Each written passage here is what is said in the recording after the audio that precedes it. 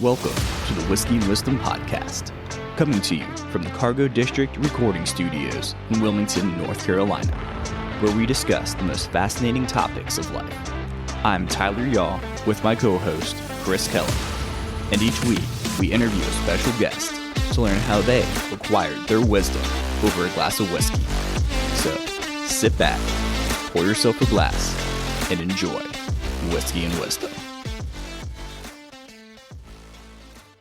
Welcome back, everybody. This week we are on location at the amazingly designed, beautifully restored Eagles Dare. As per usual, you have your boy Chris, constant co-host Tyler Yaw. And this week we bring on the owner of the Eagles Dare.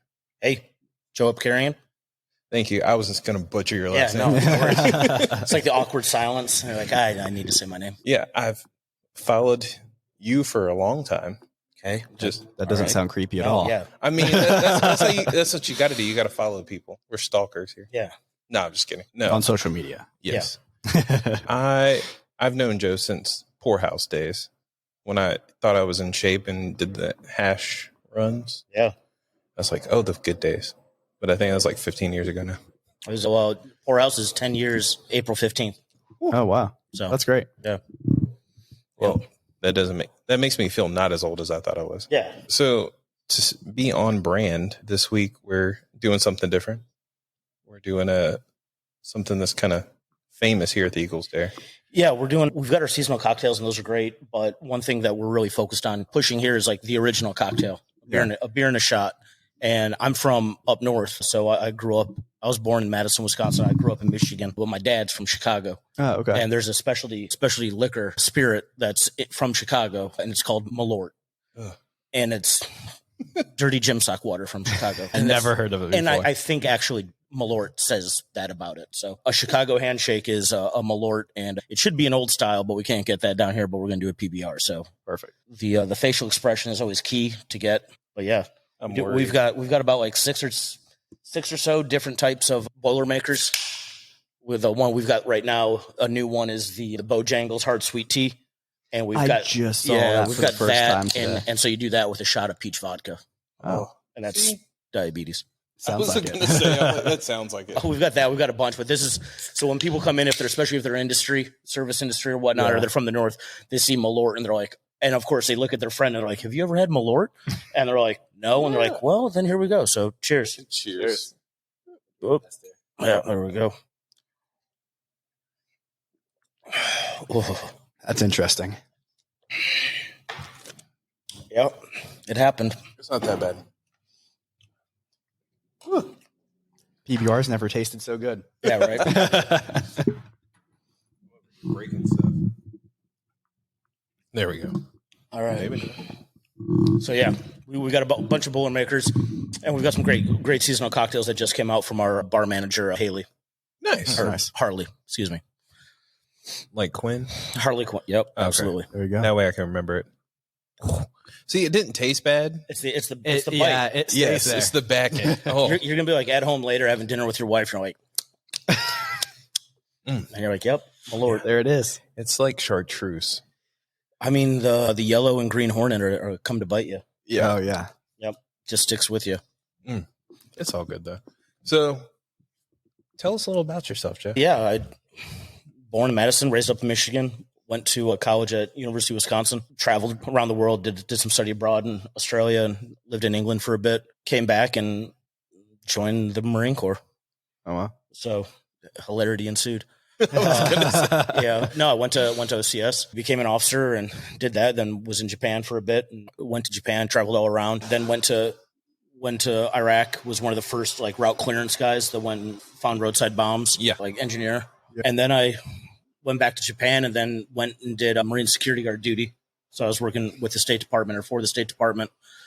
Did that for 2 years, living out of the Middle East. I was based out of Abu Dhabi. And then at that point, it was kind of like, do I stay in? Do I get out? And that's right when MARSOC, Marine Special Operations, was coming online. Yeah. And so I tried out for that and made it and came here, did their course, and then was with 2nd Raider Battalion for a handful of years. And at that time, around that time, different stuff happening, open loop for the officers, wanted to come back to Mother Marine Corps. I was like, I don't think so. They're like, yeah, you're going to go and do this. I'm like, nah, no, I'm not. And at that time, it was right around the time I got the poorhouse and, slipped and fell and found myself in the food and beverage industry and did the poorhouse for a handful of years. I did some contracting. And then really the pandemic, I got stuck in Peru when the pandemic broke out. So I was stuck in a hotel room with my business partner of the poorhouse who does security work. And so he had to call up his people and be like, I don't know. And so we got stuck. And at that time, the poorhouse was shut down. Right. And we finally got out. We got an embassy flight out. Eventually we got, taken back. And I came back to Wilmington to the poorhouse being shut down. And for a week or so, I was kind of and then I got a phone call from a good friend, Brian, at a group. And I was like, what do you know about Columbus, Ohio? And I was like, nothing good. No. Nothing good. He's like, we've got a contract. It's with a company that has developed the procedure to decontaminate N95 masks. Oh, wow. So that whole decontamination program. Yeah. So it was done by a company named Battelle. So it's a DARPA DOD think tank, nonprofit, science tied to the Ohio University. They developed the tech to do this. Well, then FEMA was like, cool, we'll take 60 of those across the United States and 60 sites. Let's go. And then Battelle was like, but we're they're the thinkers, not the doers. Right. And so they brought in through some connections and they brought in a handful of Green Berets, a couple Raiders, a couple SEALs, a couple Recondos. And they're like, this is the tech. And in between us making the Revenge of the Nerd jokes, nerds, right. That then tell us what to do. So they won, but they show us this tech and we're like, okay, cool. They're like, we want you to develop a training doctrine and curriculum to teach people off the street to do this. And then we're going to ship them across the U.S. Jeez. And so we're like, okay. And they're like, you've got a week. And so we developed a full week, training package to teach people how to don biohazard suits, PAPR suits, and put these, safely take contaminated masks, appropriate, procedures to load them into a 20-foot shipping container.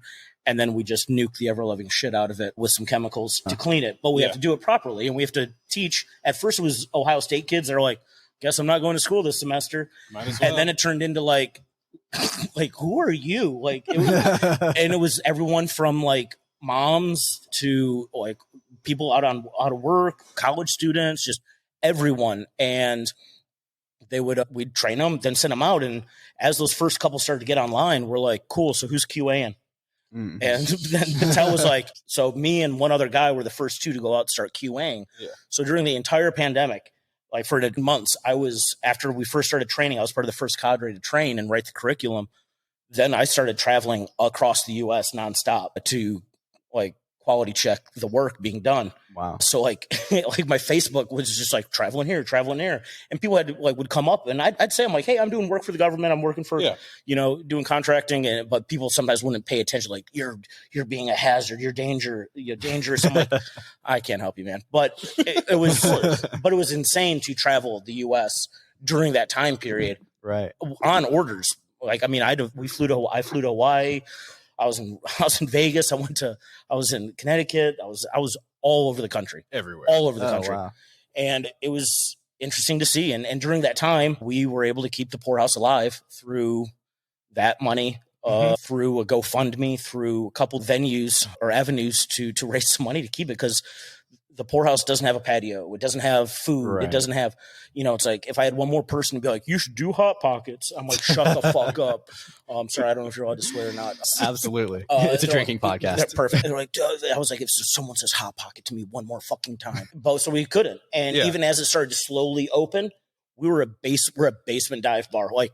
It's not until things were fully thumbed up that we could open. And so it was over almost a year that we were shut down, and through this work was able to keep it alive. And my business partner's work, we were able to keep it alive. And during that time was when I was like, I'm kind of one dimensional. And I started looking around, and there was a taco restaurant up the street that we really liked, or that I really liked. And I had a great concept to it. It was called Taco Baby. I was like, that's a great name. That's a great name.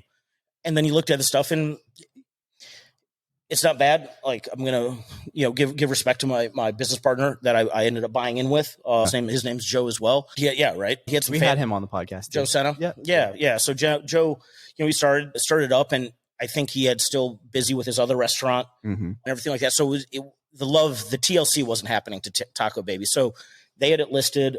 And around that time I had gotten done with one contract, and I went to go do another contract, and I was in Nashville for like 2 months working for Marsoc. And at that time we were talking, they had it listed, and I was like, well, how about I just buy in with you? Don't sell it. I buy in. So I bought in as a partner with him and took over as operating partner. We renovated the place, kind of put a rebrand, could put a little bit of a feminist spin on it, which I think is great. And it harkens to, kind of my upbringing with, some of the women in my life. That's great. And so we did that. And as that's all getting up and running, and this space here at the Dare has always been just a eyesore. It's like it's been vacant for years. It's been, I guess we set up with drug money and drug investigation and stuff like that. And then the guys that bought it are gas station guys out of like Baltimore. And no way. They bought it, and then like I guess their engineers or architects were like, "This isn't going to work, like for our concept of a gas station." And so they said, "Rent it." And the guys that they hired to rent it had a direct link to my commercial real estate guy. Made a phone call, and I think we had it off the market. Like I don't even know if it fully hit the market inside of like I was like, "Yes, like we will figure this out. Like do it." And that was November-ish of last year. Yeah. And we've just been working on it since. And we opened up when Hurricane Ian came through September 28th or so, and we had our grand opening on October 1st. And so we opened in the off season, and we've been, we're getting ready and setting the stage for the spring and summer here, actually fully operating. So that's huge. Yeah, that's awesome. kind of, I went from my upbringing to business or whatever, but that's kind of where I'm at right now. That's great. So how did you fall into the poorhouse then? Kind of take it back a little bit. Yeah, for sure. So that was the bar that the guys that we were going through the Marsoc pipeline was called ITC, the individual training course. Yeah. And that was the place that we all drank. Like for whatever reason, that hole in the wall is where we all found ourselves. And when we would get like you have 24 hours or 36 hours, like, okay, I'm going to devote 18 hours of getting shit hammered drunk. And the rest will be for refitting and prepping for the next week. Yeah. Like completely responsible, like, want to be Marine special operators, right? But that's where everyone went. And, fast forward a handful of years as I'm starting to like possibly getting ready to get out or whatnot, knew the owner of Poorhouse. And it was kind of one of those things like, do you want to buy it? And I was like, yes. Like not thinking, just doing. Yeah. And I bought it. And, at that time, not all the guys that used to drink down there were alive anymore. Or not all the guys had all their body parts. And it, it developed into kind of the home base for the Marsoc, like recon. Yeah. But in general, like at that time in 2013, it was just welcoming to Marines because a lot of things have changed. There was a while there where down here in Wilmington, like Marines were not welcome. Like they had private membership laws and it was used to keep certain people out, whether it be military or like 100%, oh, wow. 100%. Oh yeah. Do you have a membership? No, you got to come back on Tuesday, dude. I'm in the Marine Corps. I'm up on base. I'm not gonna be able to come on Tuesday. No. Or it's because they're a POC and they're just like, oh, sorry, dude, this is membership only. And you're like, what is going on here? That's crazy. I remember when I first moved here in 2009, one of the first that got pulled on me. I was like, what? And I went to a police officer. I was like, this is discrimination. Like, and I was with my buddy who was a proud black man. Yeah. And he's like, yo, what the fuck? And I was like, yeah, what he said. And yeah, like private membership laws, you can keep out whoever you want. Yeah. Wow. So the Poorhouse was that welcoming spot for Marines and especially the Marsoc and recon communities. And, we've got pictures of some of our fallen above the bar and we've done a lot of fundraisers over the years and it's lipstick on a pig, man. It's a basement dive. It's a basement dive bar on the Cape Fear. You're like, what's that smell? You're like, freedom, motherfucker. Right. It's funny because people come in and like, it smells bad in here. I'm like, bitch, you should have smelled this when it was 2013. Like when we finally did a deep clean in there when we first got ownership, it was just like guys would come down like, oh, dude, I love it. How was it taking over and cleaning? I'm like, you don't want to know. You don't want to know. So yeah, it was great. And like I said, we hit 10 years, April 15th. Nice. That's fantastic. Then also too, just having a basement anywhere on the coast in general, I'm sure that's just a pain within itself. Yeah, I mean, we can. There's different chapters. We can talk about Hurricane Florence. We can talk about pandemic. We can talk about any number of things. But the poorhouse has pretty much seen it all. Yes. Yeah. So let's talk about Eagles Dare a little bit more, since that's where we're sitting right now. Yeah, so for sure. you kind of talked about kind of how you fell into it and everything here too. So the concept in here looks amazing. I love it. Where'd that come from? So I'm really big into vintage stuff like rockabilly. Mm-hmm. I'm a huge Misfits fan. So the Eagles Dare, Where Eagles Dare, references to a World War II movie, and then also the Misfits band. And then just the aesthetic. There's some great places, and food and beverage in this town is growing. I don't want to disrespect other spots, but I own the poorhouse. It's like turn the lights down low and throw up a high life sign and hope no one sees that hole in the wall. Yes. Like I love a dive bar. There's not that many places that has put an emphasis on the design portion. Yeah. And we wanted to do that here with me and my partners. And we brought in Morgan Dale from Deeply Rooted Interiors, she's amazing. And she was able to take, our vision and work, building concept boards and mood boards. And then just listening to me send her Pinterest messages or be like, what about this? What about this? And she's like, no, you can't do that. And learning things like, oh, hey, that's not rated for commercial. Like you can't do that. Yeah. That light fixture, and our general contractors also having a piece in that. But a lot of the design work the ideas is all from what I wanted to do when I actually had room to design a place, as opposed to a 49-person basement dive bar. Right. It only fits 49 people. The poorhouse? Yeah. I mean, like, are we talking legally? Yeah. 49 people is on the, if fire department's listening, 49 people are all that's allowed in. Right. But yeah, I mean, I think we can fit a couple more in there. So yeah, but legally that's what's on our the board. Yeah. It does feel like you could fit more people down there, though. I think we've gone. I mean, we fit some more down there, just like a 7-ton. We fit one more.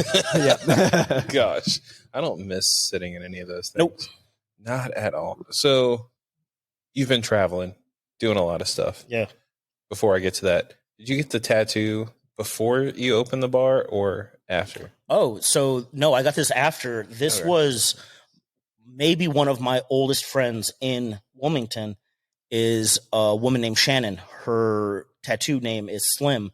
She does tattoo work she was at Meow Meow, and she is now at Invoke up on Oleander. Yeah. And she's one of my oldest friends. And she designed some of the artwork for us. And there's one that I'll show you the sticker that we have that we've had on a shirt.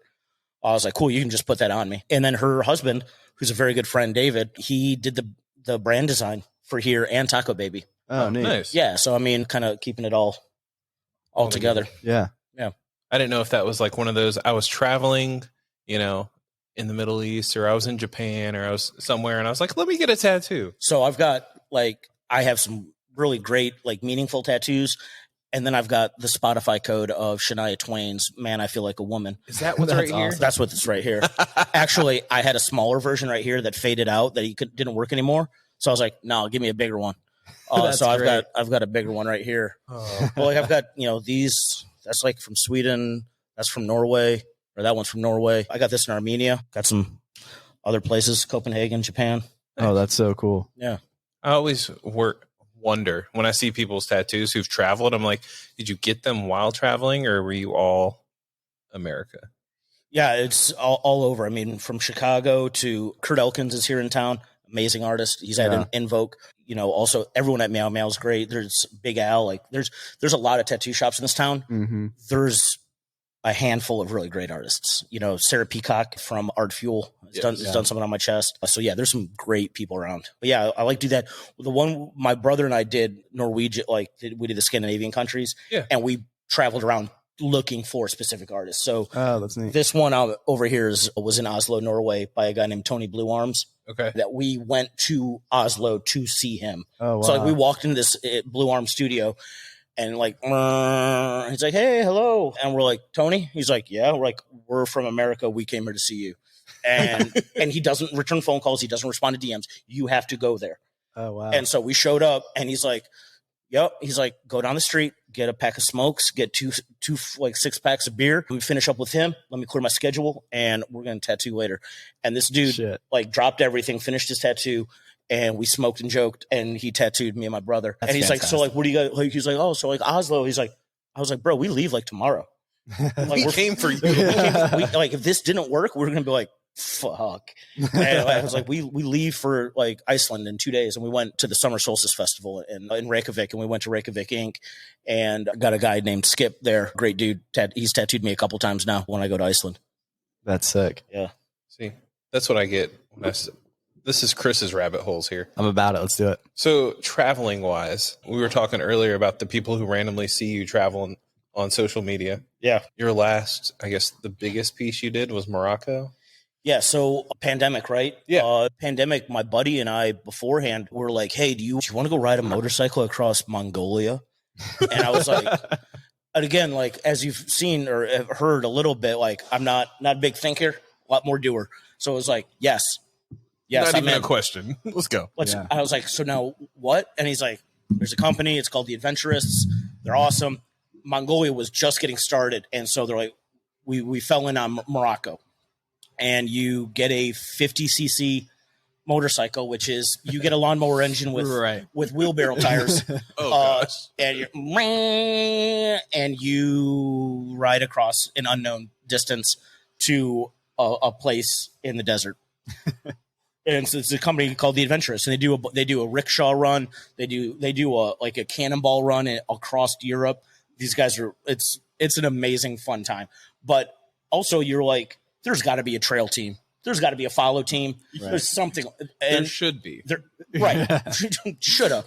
Coulda, shoulda. So like the meetup in Morocco, talking with the guy that's the host and the guy that's organizing from the Adventurous. And I was like, hey, man. I was like, what ended up supposed to be like 5 of us turned out to just me and one other guy, which is perfect. Great friend named Clay. And he was also my medic he was the SARC, the Special Amphibious Reconnaissance Corpsman. That's a good guy to have with you. Right, on my team. So we went and did that. So like everyone's like, are you worried? I was like, I'm bringing my own medical provider. I'm fine. Exactly. Anyhow, we go there and we talk to the organizer the night before we're having beers and having dinner. And I was like, hey, man.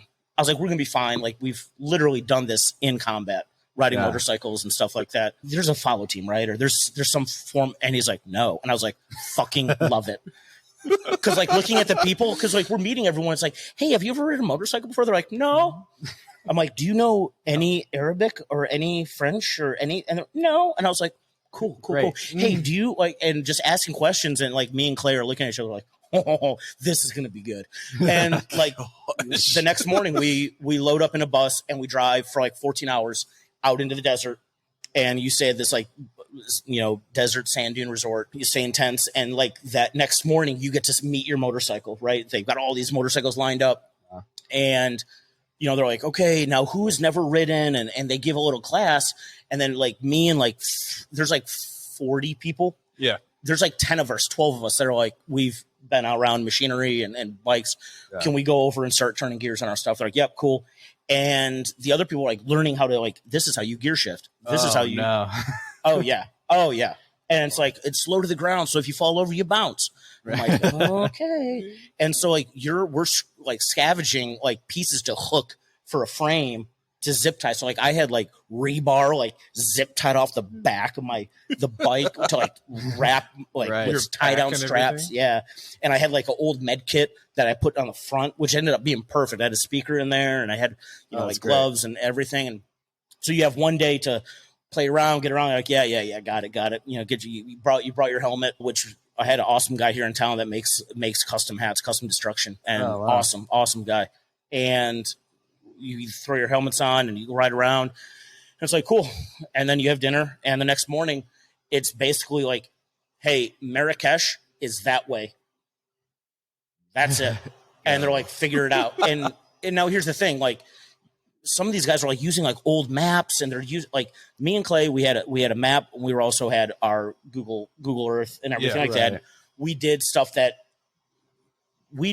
no matter what us bred into us. We did map reconnaissance the night before.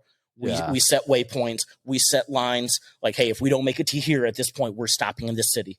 or else you're sleeping out under the stars, right? You don't want that. Hell no. Or you're sleeping in like goat huts, like and you're still keeping up with people because there's a WhatsApp group, and it's Morocco. Like it's not that people are like, oh, you're in Africa. You're like, but it's Morocco. It's calm down. It's Morocco. Like Morocco's an awesome country, and it's also like basically touching, Spain. Yes. Right. So like you could get away with English, Spanish, French, Arabic, and just point, grunt. And if you're just a good traveler, you're fine. Yeah. So it was not bad. However, people like in the group, and you start seeing messaging, and you're pinging on towers, so they have you like on their website and everything, and so like me and Claire are just burning, and then there's some people that are just like fucking like off to the right, like going, and like you see them, they're like, and they send messages like, yeah, we went down this trail that on a map from 1985, so it was like a good unimproved road. I'm like, you're a fucking idiot. Yes. And they're like, so their bikes are failing, but it's self-induced. Sure. But also the bikes are pieces of shit. So like I was going top speed, like 40 kilometers an hour, 50 kilometers an hour. And like a back tire blew. Started fishtailing, and like I was able to keep it up. And we were thankfully in a city. And again, like people have no idea of what you're doing. Well, they're used to like Western based culture, right? Oh, I should go to go to a Napa, or I should go to a AutoZone. No, man, you need to look for a place that's got like fucking like hubcaps and weird metal out front. And like, what are you like? That's a mechanic. That's a welder or a mechanic. We're going to find out. And if he's not one of those, he knows where one is. Knows it, yeah. And so like we've wheeled it over, and we're like doing broken Arabic, and Clay's pretty good with his language. And like next thing you know, we're going to a guy's house, and like he's like welding, and he's popping this, and like the wife comes out and she's feeding us, and like it's everything you expect on a journey. But for some of these people that were on that like way outside their comfort zone, for us it was like, oh yeah, live off the local economy, survive, got it, and we had a blast. And so, we made it to Marrakesh. We were like a day outside of Marrakesh, and we're like, fuck it, let's shoot for Casablanca, or let's go to the coast. Because the whole joke being like, we can't go any further. Like we went too far. Right. And sure enough, like on the WhatsApp group, we took a picture with our tires like on the cliff, like at the water. And we're like, guys, I don't think we can go any further west. And like literally the head guy was like, where the hell are you guys? And so we ended up, then we looped it on back and came into Marrakesh, and it was like a great finishing spot. Everyone comes in, you ride over like the finish thing. They give you a beer, you chug it, and like it's a blast. And they gave out awards, and they gave Clay and I the Ironman award for putting down the most kilometers and, and going the furthest. Because like you look on the map of where everyone went, it was like, okay, crossed over the mountains. Okay, Marrakesh. You look at us, like we crossed over, and it's like went all the way up into the coast, and then came back down. And they're like, you put down some miles. So it was I recommend it. They do one in Peru. They do one in Mongolia. I want to do that. That one is like austere. They're about to do one in the U.S. Put a post up on their Instagram, and I'm like, but I don't like how, like I don't. You have to do it in a developing nation, and it's not disrespectful to a developing nation, or don't call it third world, but you need to be in a place where you can't be like, oh, my bike broke down, hey, AutoZone, right? So I don't know what their plan is they try to do one in Scotland, I think, and insurance became an issue because they're insuring the bike and everything. But it's the Adventurists, they're awesome. I definitely recommend them.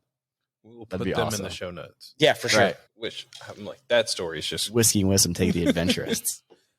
Lord, I need to make a little bit more money and stash it up before I can just like disappear. Take that time off for a couple days. How long was that for? I think it was like a total of 2 weeks. So you are on a bike for like 7 or 8 days. Gotcha.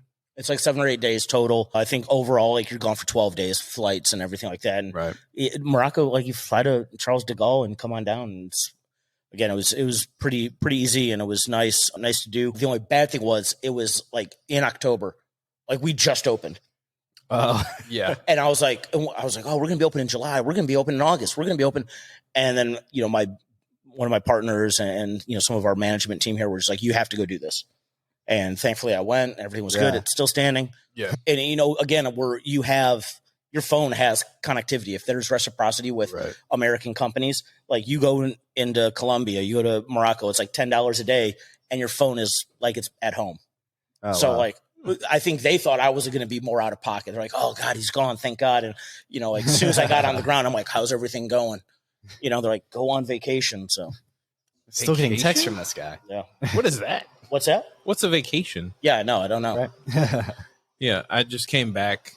Like, me and my wife had our anniversary, went out of town. I came back, and the store group chat was like, "Oh, I need this," and I responded, and they're like, "I thought you were on vacation." I'm like, This is what we do. Yes, Yeah. unfortunately. No, I mean, yeah, you want to come in, especially when if you're the team lead or you're the manager or like the owner, you're like, they were like, "Oh, you need to like relax, go enjoy your vacation." I'm like, I will enjoy my vacation knowing that things are going well here. Yes, We're now it's now 2023.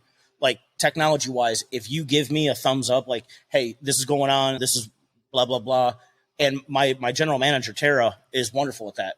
She'll be like, hey, ding ding ding, like, this is what's going on, bop bop bop, pushing information. So I'm like, cool, and Yeah. the same thing here. Like, she'll hit me up or she'll give me a call, and she'll tell me what's going on with the businesses or anything like that, and I'll be like, where do you need me? And she'll be like, I need you to go to Sam's Club and get shredded cheese for Taco Baby, or what, or it frees me up to do other things, Yeah. right? To work on the next bar, work on events, or burlesque or drag shows or divorce parties or fucking knows. So, bringing up all of those events, the space we're recording in is a rentable spacing. Yeah, this is the Wanda Jackson room, and it's completely separate from the bar. It's overflow bar, like a busy night. But as you can see, we can shut this door right here, and this is a standalone event room. So we've had birthday parties, divorce parties. We got a 150-inch projector right here, so corporate can do offsites. Okay. So like, oh hey guys, we're great. all going to go to the Dare. I'm a fun business owner. We're going to do our annual training, and I'll have a beer while we, see PowerPoints. Can't get the officer out of me too all the way. So fully rentable back here, and we have different packages, and you have your own entrance, you have your own restrooms, you have your dedicated bartenders, your own audio visual, so you have your own music, you have a microphone. Wow. This is actually opening in the off season. Things that help sustain us was a lot of rentals. We also show the UFC fights. So all the numbered UFC fights are on that big screen back here. And I think we charge like $5. Like, I will be here. You can't beat Next time you'll see me. I mean, it's well, the last one was in London, so it screwed it all up because it was Right, yeah, that it started at like that's 5:00, and it was great. But the one before that had Derek fighting, and there was a big old crowd here. I think there was one of the MMA gyms came in, and there was probably like Derek's, yeah. I asked, I was like, is Derek's gym in here? And I didn't get an answer, but there's like 50, 60 people back here. It's great. We got chairs, and like it's been really great, and it's been great to be received positively. People that have come in here, they're like, "Oh, this looks great." Yeah, and it makes us really happy to hear. I like it. Like I was saying earlier, my wife and my medic, for those who didn't know, I was in the military for a little bit. Nothing, but they came out for, I guess, like your parking lot party. Yeah, so we weren't open yet, but it was Azalea Fest, which is the start of the season festival here in Wilmington, right? And so we weren't open yet. However, I knew that we could shut off the building and do a special one-time permit through a nonprofit and host a party in the parking lot. Nice. So we did. And I'm deeply tied to the Marine Raider Foundation. Yeah. And so we raised money for the Raider Foundation. We served beer, and we had my friend Weibo, who's got a food truck here, probably one of the best Southern comfort food trucks here in town. He's awesome. Had him set up doing ribs, and it's right here on the parade route. So like, we have to do something. Yeah. Of course. And so we did that. And then when we opened, we did a parking lot party again for Oktoberfest, our grand opening. We had some honky tonk guys from Nashville come out called the Cowpokes. Cool. We just had our first parking lot party of the season, the St. Patrick's Day party, which we had some great rock and roll. We had another band from Nashville called Volk come out. They're cowpunks. So yeah, I've heard of that. Oh, they're awesome. So, and yeah, are you doing one for this Azalea Fest? Oh yeah, we are doing the Poor Man's Garden Party. Yeah, there we go. So our buddy over here, the Goat and Compass bar, Scott Wagner, they used to do the Poor Man's Garden Party. Yeah. They're not doing it anymore, just I think because the land next to it, they're not able to rent. Anyway, I called Scott up. I'm like, can I get the go ahead? And he's like, take it. So we're going to do the Poor Man's Garden Party. And again, if you don't know, Azalea Fest, there's the garden party, and it's all seersucker suits, it's pastels, it's big hats, it's so for everyone else, we're doing the Poor Man's Garden Party. So throw on your overalls and cowboy boots and throw on your Daisy Dukes and put on whatever the hell you want and just come on over here and have a beer and listen to some live music. I'm going to find my jorts. Yeah. Yes. There you go. 1,000,000%. The stretchy ones are just like, no, like the tight ones where like you just, every time you bend over, you're like, this could be a disaster. Oh, it's going to be a disaster. I only have them because my best friend got married and they were like, okay, so after we're sitting at her in-laws house, all the groomsmen and whatever are going to wear jorts. And I'm like, are you joking? They're like, nah. So I have a pair sitting somewhere in there. Oh, they're ready to go. Yeah. So we've got the band that played. The Cowpokes are coming back from Nashville. Nice. Playing. We've got some great local bands. We've got some rockabilly coming up from Charleston, but that's the Poor Man's Garden Party, the 14th and 15th. Okay. And then the 16th, we're doing our first drag brunch back here. So April 16th, drag brunch. And then that's all fine tuning for starting May 5th. We're doing the free concert Friday. So it used to be called Downtown Sundown. Yeah. We can't call it that. WDI. Yep. No, all good. They have the rights to that. So we're like, screw it. Free concert Friday. Yes. When is it?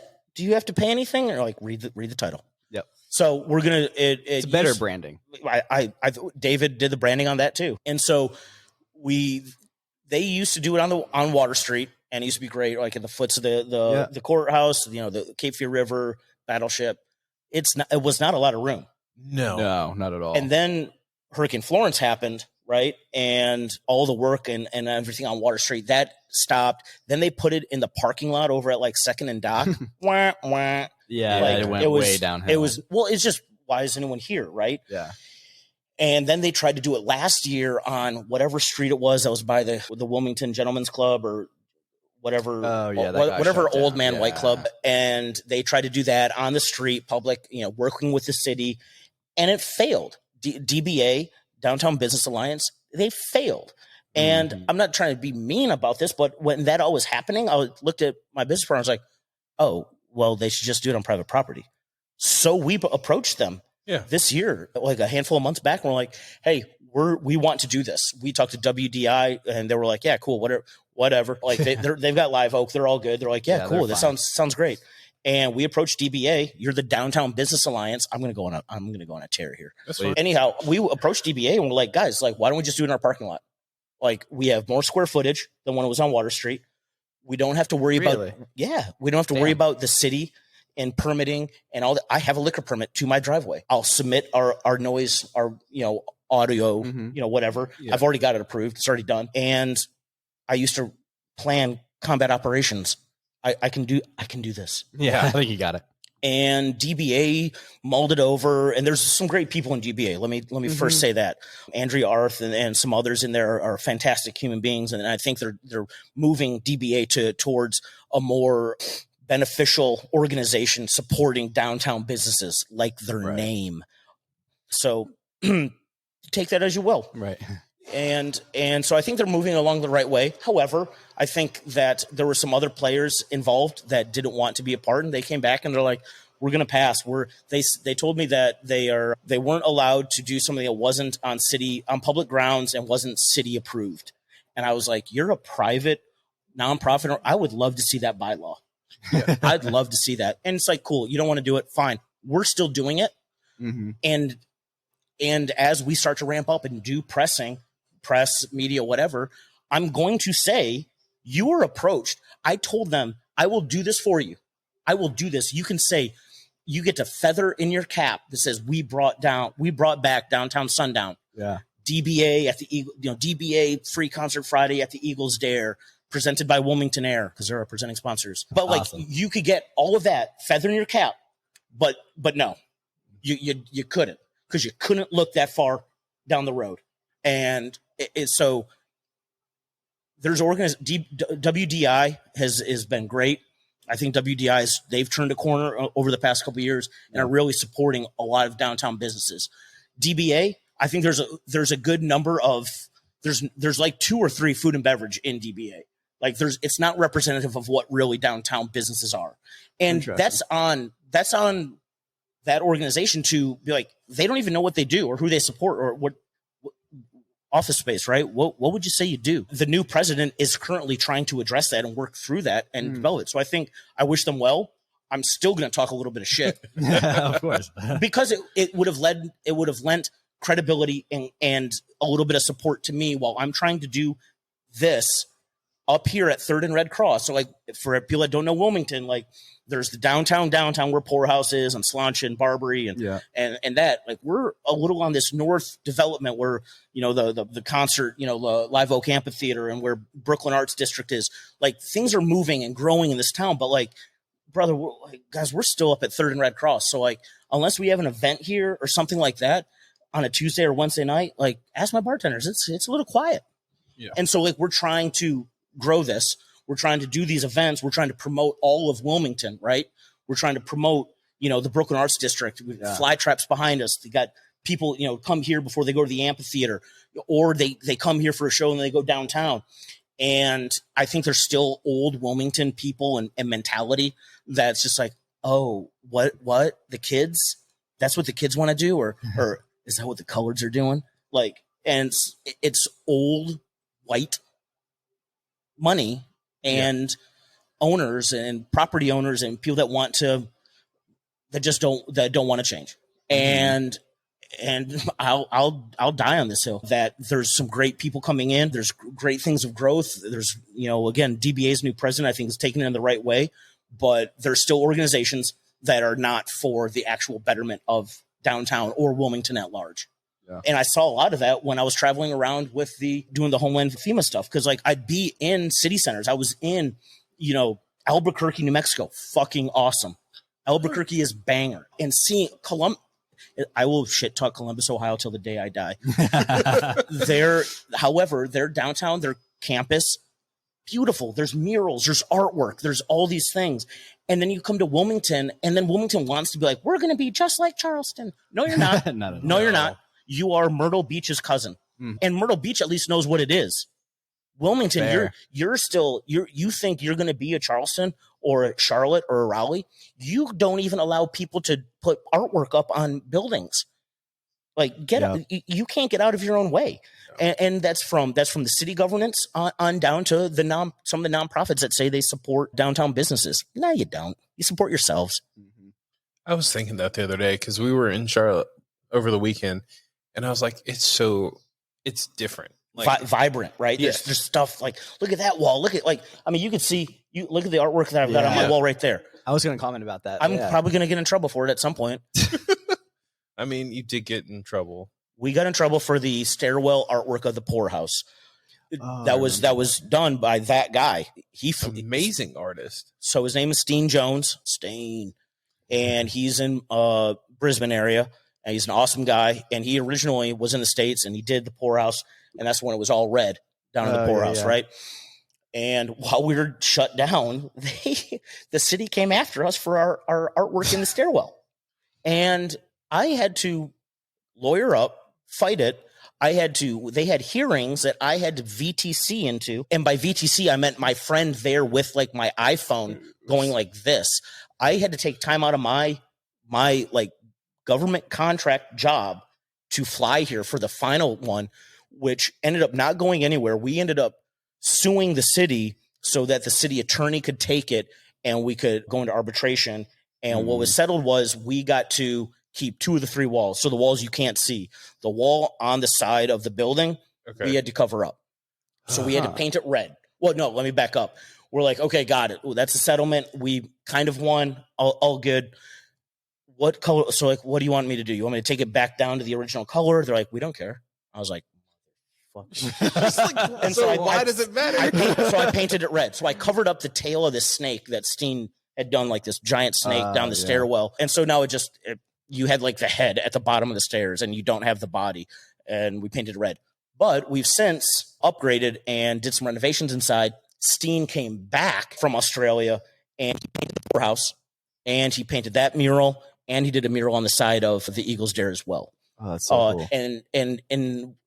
And with all of that, at Taco Baby, we had a great local artist, Nathan Veraway, do a giant mural above Taco Baby that we then got a grant awarded to us for beautification by WDI.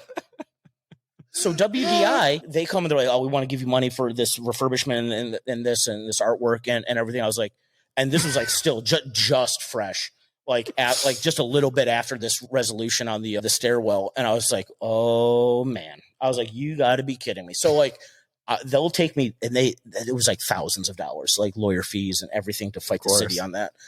And then like queue up Taco Baby and doing this artwork. And then this WDI is like, hey, we want to give you money. I'm like, yes. And again, that's also a testament to the change in WDI leadership. Right, WDI is awesome. They're doing great stuff. And it started with them being like, hey, we want to present you with some money for the money you spent to do that. I was like, that's great. Fantastic. I'm going to laugh a little bit about it. And then when we did this place up here, it wasn't that bad. We don't really have anything crazy up here yet, but but yeah, I think we're getting there. But like you said, you go into different cities and different towns, you see vibrant art and culture. Yeah. How we don't have a Michael Jordan mural downtown I've been wondering is that. Criminal. And there's a dude, is he in Greenville or Greensboro? Jex. He did the mural. It's at New Anthem.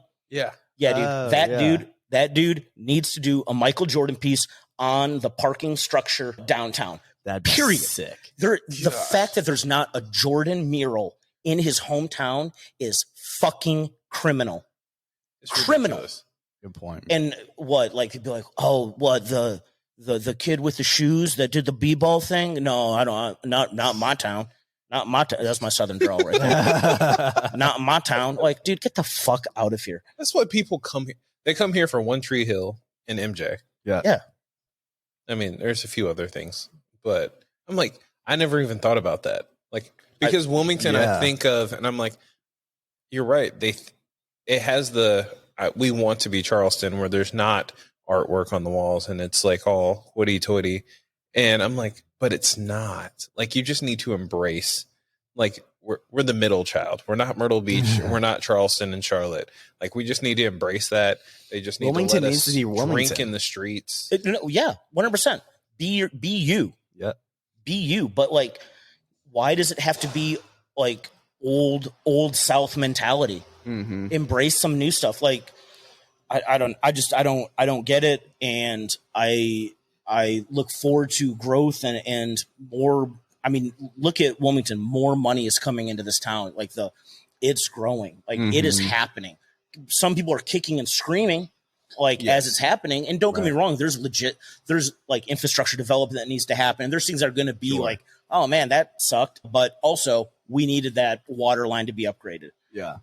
But there's still this mentality with some of the people in positions of power that they're just like, what do they want to do? They want to put color and art, and like, if it's not, like from 1950s, they've got a crumbling facade of a movie theater that's not even the movie. The building is down. Yes. Now, granted, I think they're finally getting forward on doing something weird. It's from the mayor's son or mayor's brother's construction group.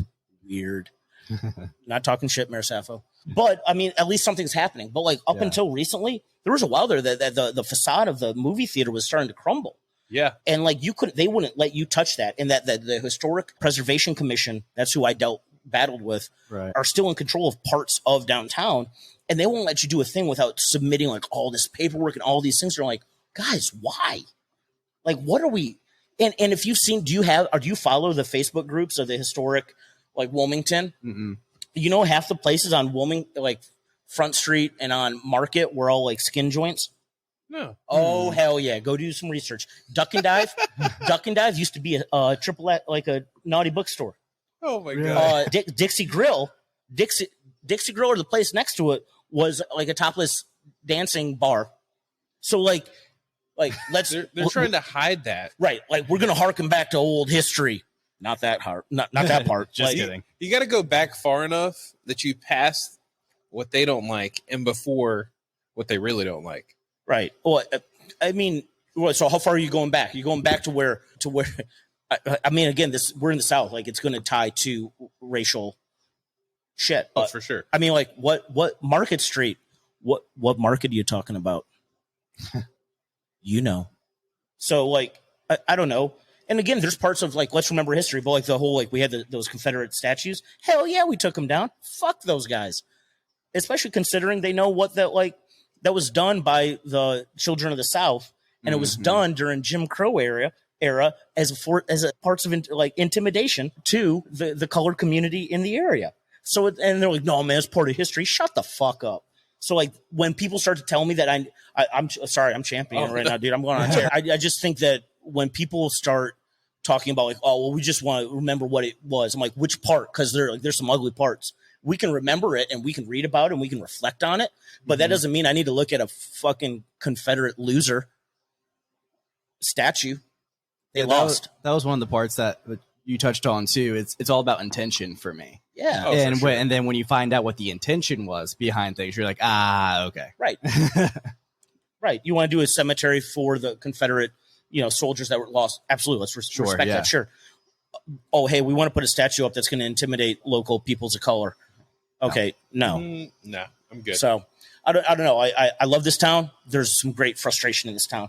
There's beauty, and I think there can be more. And I just think that a lot of times people use excuses to be like, well, we're doing this because we're preserving our history and our heritage.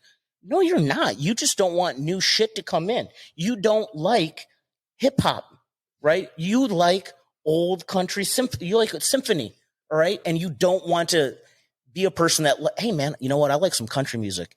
You know what? Sometimes I feel like I need to put on some 90s hip hop. Sometimes, man, I'll put on some of that cowpunk, like that's what I feel all these younger people are like. Like we like all these random shit. I like all this random shit. Like, man, I will watch a Marvel movie and then you know what? I'll go watch an art house flick and cry. Yeah. Hell yeah. Like I'll go listen to some spoken word. I'll go see fucking, the Misfits in concert if I can ever afford it. And I think that some of these people that we're dealing with are just like, no, it's country music all the fucking time or else, or it's only symphony and they just can't open their aperture. It's so funny, like talking to someone who knows that type of what's going on downtown. Cause that's typically where you hear a lot of it. Right. Because where Chris and I used to work at the same place. And one of my first questions I would ask anyone that walked into that store is, where are you from? Because 99% of the time it's somewhere other than here. Right. And I always with that background of mine, I'm thinking like, oh, Wilmington's like this melting pot. But then when you hear of the people that have control of Wilmington, you don't feel that same vibe. Yeah. Well, it's still the old guard are still in control. Right. And a point that someone's brought up to me is like, cool. So what are you doing about it?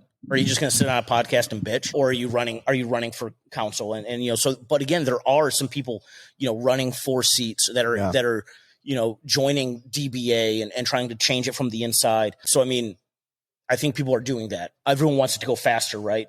But I think there's great things happening. I think not to make this podcast into just an absolute just bitch session, which I'm sorry if I made it that way, but I think there's a lot of great stuff happening. Yeah. And I think they are slowly, mindsets and concepts are changing. I just want it to go faster. Yeah. I was saying that too. Like, I wish it could go faster, but I also understand sometimes it takes a little bit. Right. Something I want to throw out there too, because I think Chris and I are going to do it this year, just because we talked about it last year and decided not to. But we think we're going to go down this alley of people, not politics type of thing, where we'll have people from both sides come on. And I think where I'm going with this to kind of tie it all together is vote in the primaries. There's people on both sides that want this stuff, right? And you're not going to get a lot of good change unless you have people from both sides coming together to get this done. I absolutely, man. Because I mean, there's going to be things that and then also that we can agree on city stuff. Yeah. And then on a national level, we might disagree on something, or military guys might disagree on something. It's finding the places where you can connect and find common ground. And I think that's part of the problem that, again, we're looking at national level politics where it's just we're over here, you're over here, and there is no fucking in between. And which is crazy too. When you're voting for city council, the national politics makes zero difference on what's going to happen in your downtown. But you're one party or the other, right? And so it's oh, he's Republican, he's fucking this, and you're like, no, I'm not. But again, you can't even say whether you're a Democrat or Republican or more centrist or neutral or whatever, and just having that connotation, being military, right? Like there's times where you meet someone, they're like, oh, you're in the military.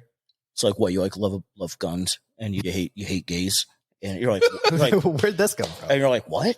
No, where'd that come? What? No. It's like I host a drag brunch at my bar. Like we had people say that. I had a friend hit me up, and God bless her. She was just like, hey, I just want to let you know that on Reddit, apparently Eagles Dare is a Proud Boy hangout. I got this message while my friend was drawing Christmas decorations on our windows and was drawing the Star of David in a menorah. And I was like, oh, yeah, I said it right. But she was like drawing the Star of David. And like, I took a picture of that, sent it to her. I was like, I don't know what you want me to tell you. Like, it has like the Reddit, Reddit is. I would say you'll go down some weird rabbit holes.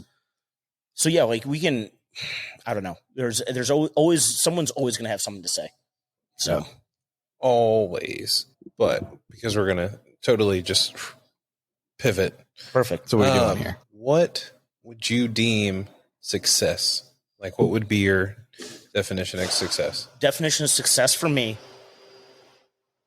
Okay, so I can do like the one is having enough successful business or have enough passive income that I don't have to be hands on. Mm-hmm. That's successful to me. That I can say like, hey, let's go to Iceland for a week, right? That to me, that's being successful, right? On a snarky level, being successful to me, being a small business owner, is going into a bank and having the banker say, Mr. Apkarian, how much do you want for a loan? That to me is successful, because whether we're talking about Poorhouse or Taco Baby or Eagles Dare, navigating financial institutions to get money to do a small business to fulfill your dream is so difficult and has caused so much stress that, again, on a snarky level, and I've said like to my father, I've said to like my friends, I'm like, I will know I have made it when I walk into a bank and they say, Mr. Apkarian, like what can we do for you? As opposed to what I have been doing and probably will for another handful of years, be like, please, I my firstborn, I will give it to you. Just please, I want to, let me fulfill my dream. And it's horrible, man. So like people that are like, oh, you want to be a small business owner? Or like, do you have any recommendations or any advice? I'm like, don't. Yeah, it sounds dumb. That's successful to me. Successful to me is having more free time and having a banker tell me, what can I do for you? My last question for you would be, if you could tell your younger self one thing, what would it be? I would have probably suggested that I had enlisted instead of gone an officer. Really? One, I was class of 2000.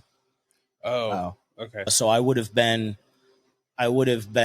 just out of probably my, MOS school around then when 9/11 hit. Also just people that I've developed friendships with, and they're officers, enlisted, all the same. But one thing I got a lot in my military career was like, hey, sir, were you a prior? Were you enlisted before? I'm like, no, why? And they're just like, just kind of the way you talk. And I mean, like, look at my tattoo. Like, I got out and I started to get tattooed, right? Yeah. Both my brothers, my brothers are twins, and they both enlisted, and one then became an officer. And so they both were 03 infantrymen. And just looking back on it, and I look at stuff that I like to do and I wanted to do, I think maybe I should have probably enlisted, but I'm not going to regret it. No regrets. No regrets, right? No. Yeah, of course. I do have a no regret tattoo on my back. Yeah, I would recommend that, and then I would probably also say stop and think a little bit more before you just make some knee-jerk decisions, which I've done over my years. So just to think more. Whether we're talking about planning out your tattoos, or you're getting out of the military, or do I want to go to college? Do I want to do this? Do I need to break? Do I want to break up with this girl, or do I want to marry her? Just in general in life, maybe to stop and think a little bit more before you just jump into a decision. Which is funny, because that would be the opposite of what mine is, because I feel like I think too much before I make an action. Really? Like crippled by. Yeah, what I like to call is paralysis by analysis. So I'm just sitting there analyzing every nth degree of something. But I think if I could have a little bit more, just like, fuck it, let's do it. But I think there's a good marriage in between. Finding that 80% solution, right? Exactly. Yeah, I like it. So, because we're coming up at the end, obviously, do you want to shout yourself out, or any of your businesses? I mean, I think I've just gassed myself up for the past hour. No, I mean, the Poorhouse at 103 Market Street, Taco Baby Restaurant at 125 Grace, and the Eagles Dare at 420 North 3rd. And we were talking about that. That's we're awesome. doing, our free concert Fridays coming up starting May 5th with Signal Fire. Sick, And yeah. Michael Akins. And then we've got like a Guns N' Roses tribute band.